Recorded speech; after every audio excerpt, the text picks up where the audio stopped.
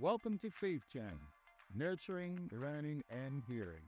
Be the call. Be it. Be it. You are like for me. I don't. When as I look at other people in different capacities and doing whatever they doing, I don't try to be that. I be what I'm called to be. I'm here to wait tables all around the world. Evening, good afternoon, wherever you might be. I want to welcome you to another episode of Your Faith Journeys, where we intersect between the secular world and also the faith world. Our main goal is leading people closer to Christ. And today we have the pleasure of interviewing, uh, I call him Big D, but his name is real name, his government name is Donald Zimmerman. Yeah. Okay, that's my southern accent, so y'all just bear with me.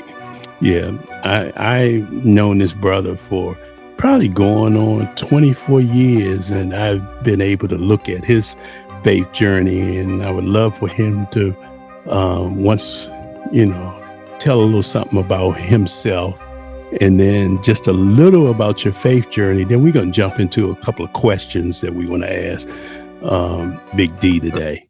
Okay. Wherever I'm called to be a servant. I And love and it. and what I do is I don't I don't preach the word all on people.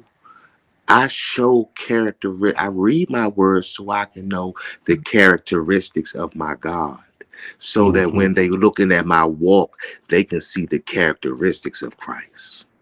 You know, because we are, as Christians, I think we all might experience that, especially in the beginning of a walk, you know, that doubt and uncertainty. And what were some of the common struggles that you faced? I Exactly. I am nothing without Christ. I Mm-hmm. know that the common struggles that I faced, like coming out of prison and trying to adjust to back to the lifestyle of working and this and that. And I remember I was working, then I got sick with disability.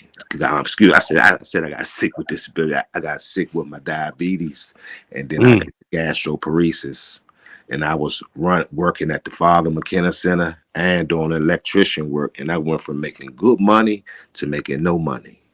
mm, mm. And I have friends in all walks of life, so I was tempted to do certain things, and I did certain things like that. Falling back into the lifestyle was one of my struggles, so I had to deal with that. My pastor, he was like, "Look, you are not dealing with selling drugs. You're not dealing with the lifestyle. You're dealing with an image problem." And Mm, so I had to look at the root of what the cycle was. And the root of it was that old image, that old person, that old me. So I had to go into the word to when the word said, you had to change the renewing of your mind. You know what I mean? As I'm in a community, all over the city, I pass on Narcan, whatever the need is, I'm serving mm. it. Getting your food, getting your housing, whatever it is, that's what I'm going to do. You understand what I'm saying? But as I walk through that, I have to check myself. I don't want to be a public success and a private failure.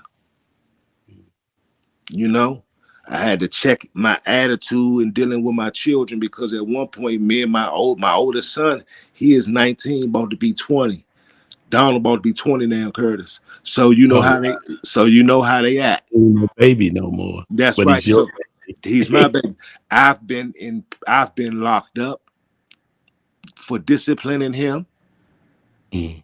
and all that. So me and him wasn't seeing eye to eye for a while. But I thank God that me and him we like this now. You know what I'm saying? And I've learned not to judge his journey. Mm. Talk about that for a minute. You learn not to judge his journey. What does that really mean? One thing that I want people to know, I'm very transparent because I don't care nothing about what y'all think. Jesus was one of the greatest. Jesus was the greatest man ever walked this earth, and people still talk dirty about him. So I know what y'all gonna do about me. When the question was at one point, it was like judging this journey, like he didn't graduate from high school like I wanted him to. Okay, but the thing is now. My son got a work ethic that'll burn anybody work ethic that graduate from high school. Mm. My son creates him a way, and my son 19, about to be 20. My son ain't smoking no weed. He ain't selling no drugs. He ain't hustling. He ain't doing none of that. He doing? He saved the heck out his money. He had better save it than me. Mm. Mm. And I'm his father. So I what I'm see. saying is I've learned not to judge his journey. The only thing now is to be the father in his life to educate him in the moves that he further make. Hey, that's his life. I have to Mm-hmm. be a father and walk down and show him. Yeah, I get in my feelings sometimes, but guess what? I take a deep breath and I push back. Mm. So, but I ain't judging it. I'm just giving him the support. So now, man, my oldest boy, we talking about flipping houses. But now, Mm-hmm. but guess what? That might be your hustle, son. So I'm Mm. teaching him. I ain't judging his journey. And guess what? He gonna learn through his bumps and his bruises. But I'm letting him know that I'm his father, and I'm here to support him. And you can trust me, and I'm willing to learn from you. I like that. And through You it know. all, but this is the Okay. most important too. This is how when I knew that I was that I could take that I could really know that my son was on the right track.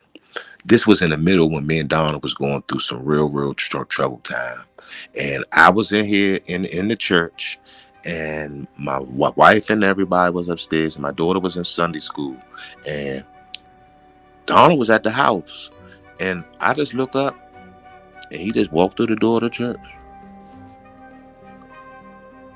and he come upstairs and he sit down, but God told me, God said, see, lay back off that boy and let me have him.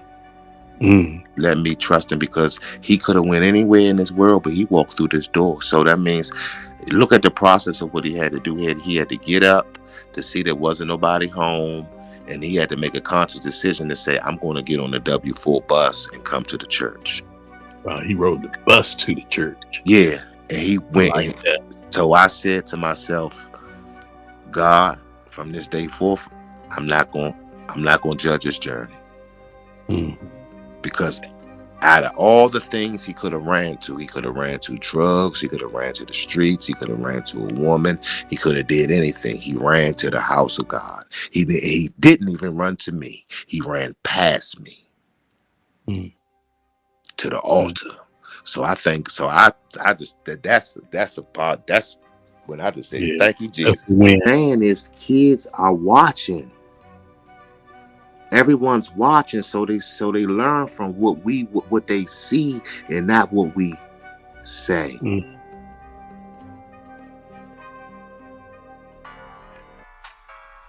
We'd like to express our gratitude to our sponsors and donors for supporting the Faith Journey podcast. Thank you for tuning in. May you be blessed and continue to smile. Until we meet again.